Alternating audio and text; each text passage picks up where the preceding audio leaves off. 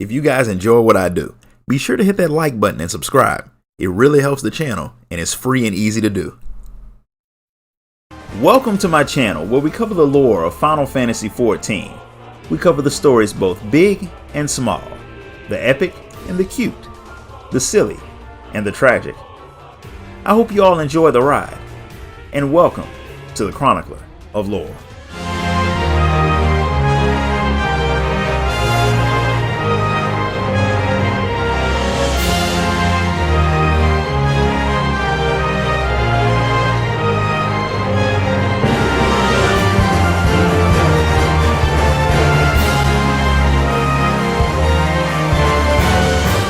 In Rauga's Reach, the Warrior of Light is stopped by one of the guards named Ortwin because, of course, he needs your help with something.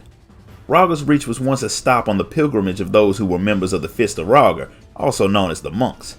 The remains of the Temple of the Fist sit at the top of the mountain, and it used to be the very center of their religion.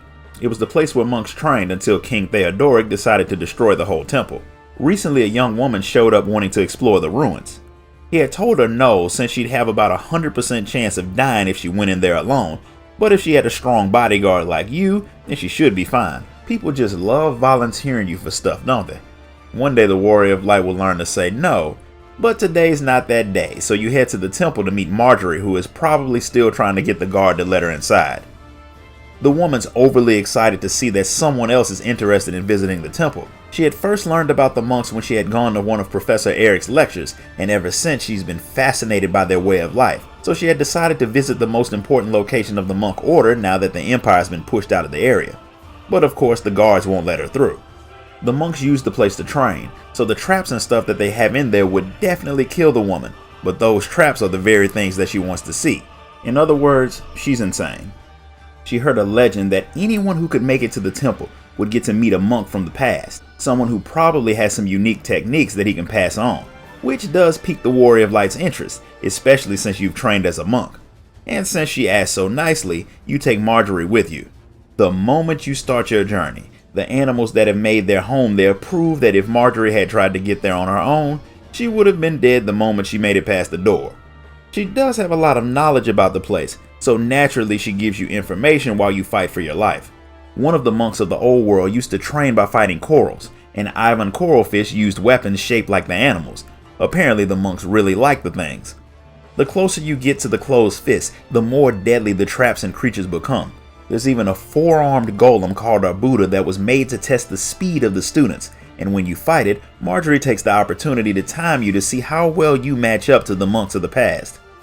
Apparently you fall short even though you do take the thing down.